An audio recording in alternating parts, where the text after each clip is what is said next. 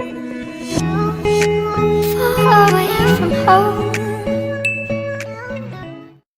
guys, I'm Mel, and today's video, i-review natin itong Tone Up Serum Cushion from Arcadia Beauty. So this is in the shade number 1. Sobrang nakakasosyal itong packaging nila, guys. So without further ado, ito na yung review ko sa Tone Up Cushion ng Arcadia Beauty. So today nga, gagamitin natin itong Arcadia Beauty na Tone Up Sun Serum Cushion.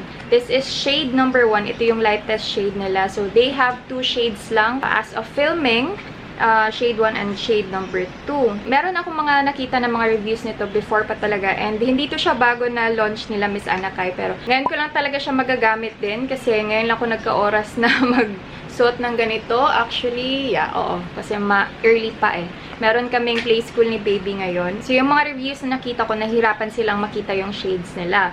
So, ayun nga, pinili ko is itong lightest shade na lang since parang mas forgiving siya kaysa sa shade number 2, I think. Kasi baka if, masyado siyang dark sa akin, then hindi ko na siya, parang ang pangit ng remedyohan. As compared to if mas lighter siya, pwede lang ako mag-bronzer and all. So, ganito yung packaging niya. So, this is a tone-up serum, guys. Tone-up sun serum cushion. So, sunscreen cushion to siya with serum-like formula that protects against sun damage. So, meron din siyang niacinamide for a brighter and smoother complexion. Yes?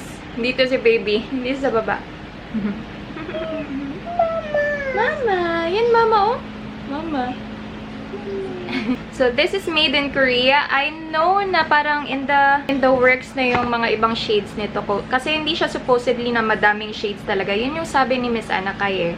Pero madami kasing nagre-request. And I hope din talaga na nadadami yung shades nila para hindi mahirapan yung karamihan ng tao. Oh, shush! Ito yung itsura niya, guys. Super ganda ng packaging. At saka, meron lang din siyang tanggalin mo lang tong eto, para sa mirror niya. Mamahalin yung talaga niya, yung mukha niya. And then, meron din siyang ganito. And then, meron close din for sanitation purposes. Meron lang siyang cover dito and tatanggalin mo lang yan ng ganyan. And, eto na yung cushion niya. Ayan. Okay na siguro itong ganito, no? Hindi ka? Get your duck. Ito na lang yung gagamitin natin, guys, sa lahat. Oh, Mama. You're welcome. Dati kasi nagha-half and half ako. So, yung dito is yung parang beauty blender.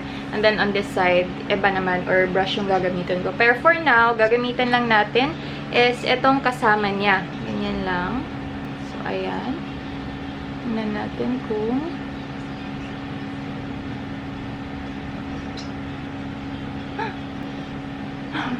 as expected. Panindigan natin to, guys. Meron na pala akong guys, concealer. But, lalagay na lang din natin sa under eyes. Then, lalagay na lang din natin dito sa neck para hindi naman siya pangit tingnan. Madaming good reviews dito eh. Medyo wide yung ganito niya. So, kapag ginaganyan mo siya, kailangan mo talagang iganyan para hindi siya mahulog. So, ginaganyan ko na lang para mas easier i-control. So, dito na side, medyo naramihan ko, guys. Ang puti, no? Meron kasi siyang sunscreen, SPF 50 din to siya, guys. So, I don't think okay to siya sa photography. Meron talaga siyang flashback. Meron siyang konting coverage kapag nadamihan mo siya. Kasi nakoveran yung mga veins ko dito sa mukha eh. Yung dito, hindi kasi konti lang yung nilagay ko. Pero it is buildable. Ayan, oh. Hindi siya full coverage. Ayan, so lalagyan natin on my neck para pantay yung mukha natin. Kung konti lang din naman yung ilalagay mo, then medyo natural naman siyang tinan. Close to natural. So, tapusin ko lang muna yung makeup ko, guys. And, mag-a-update na lang ako all throughout the day. So, it is 10:53 in the morning. Hindi ko alam kung ano nangyari dito sa camera ko. Pangit niya guys, yung lighting niya. But, andito din ako sa harapan ng door lang. So, meron na akong bronzer and blush on. And, actually, guys, parang nagbe-blur. Yung nakaka-blur siya ng konti dito sa mga pores ko dito, oh. So far, kahit na maputi siya, parang okay lang naman siya sa akin. By the way, guys, yung feel niya parang hindi siya sticky. Sige, close mo na. Wow. Close. Be careful, ha. Fit. Careful, fit. Okay, go. Close. Bye. Bye, door. By door.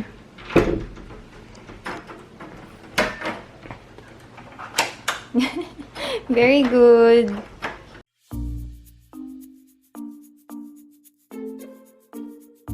Hi. Hey, Mama. Hi, baby. Seatbelt. Ay, kakalihok, no? Ka-seatbelt ikaw. Say hi. Hi. Hi. High five. Hey. High five. Go. Here, high five here. Hey.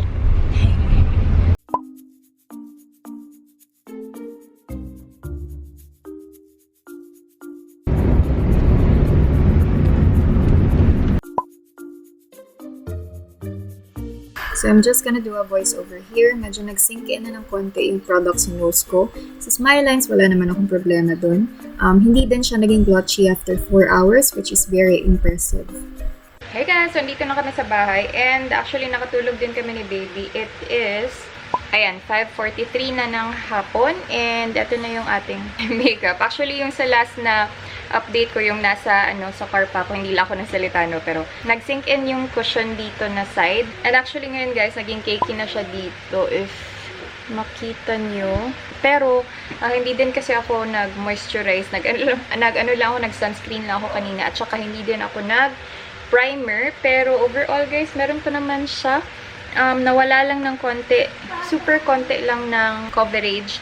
Pero okay pa rin siya guys, as in, parang fresh ka pa din tingnan. And, ayan, yung lumabas kami din ni baby kasi bumili kami ng rice at saka eggs. And parang feeling ko yung mga tao tumiting. Feeling, no? As a person na hindi na nagsusuot ng mga foundation for ilang years since COVID, mafe-feel mo na meron kang in-apply sa mukha mo, pero hindi siya mabigat, if that makes sense. And wait, tingnan muna natin yung mga claims niya. This is worth 788 sa Shopee. And meron din siya sa TikTok, yung sinabi ko nga kanina. Sabi dito, high sun protection, yes, kasi meron siyang SPF 50. And then lightweight feel, yes, oo. Hindi mo siya masyadong nafe-feel na meron sa mukha mo. Light, opo. Sabi dito, yung shade number 1 daw is for light to light medium skin with neutral undertones. Warm yung undertone ko, pero yung shade 1 still works for me. And yung shade number 2 is medium to deep medium skin with yellow undertone. So, hindi ko na yan siya binili. Pero, I think, if gusto niyo naman mag-mix-mix, pwede din siyang i-mix ang shade 1 and shade 2. Ang nakaganda pala dito is meron siyang skincare properties. Meron siyang tea tree extract. So, meron siyang antimicrobial, anti-inflammatory, tapos nagre-reduce daw siya ng acne scars for a clearer and smoother skin texture. And ceramides, locks in moisture for a smooth, plump, and hydrated appearance. Bale, ano pala guys, dun lang kami sa ventilated na rooms. So, hindi ko masyado na-test if ano ba talaga siya, if sa mga humid na places talaga. Pero, usually, kahit na meron ako sa mga naka-aircon na mga rooms, nag-oil up ako. AHA Fruit Complex exfoliates dead skin cells. Edelweiss Extract, antioxidants and anti-aging, which kailangan ko kasi 34 years old na ako. Ayun lang. So, ang nakalagay dun sa box niya din is pwede kang retouch nito. Hindi ko ginawa yun kasi I don't feel like I need to. Pwede daw siyang gamitin as a base sa makeup or foundation mo. So, para sa akin, I don't feel like I need to. Kasi sabi ko nga kanina, meron na siyang coverage. You can go out with yun lang and powder na, pwede nga yung Johnson's na powder. Yun lang naman talaga yung ginagamit ko na powder lang ngayon. And guys, overall, sobrang gusto ko to. Medyo mahal nga lang siya. Pero, maganda din naman kasi yung product. Tsaka, alam mo yun, yung justified yung price niya. Overall, sobrang ganda nito. And if you want to try it, or if meron ka ding mga medium skin tone like me, hindi lang masyadong medium tingnan dito sa camera kasi naka-light tayo. Pero, nag-work ang shade number 1 or mag-work lang siya, mag-bronzer lang kayo and all. So, ayun lang. Thank you guys for watching. If you want to try this as well, ilalagay ko yung TikTok shop ko dito sa description box para makabili din kayo or makatry din kayo nito. And, ayun, thank you guys for watching. I hope you like this video. Give it a thumbs up if you did. Subscribe if you haven't already. And please click the notification bell just beside the subscribe button so you will be notified every time I post. I hope to see you on my next video. Bye!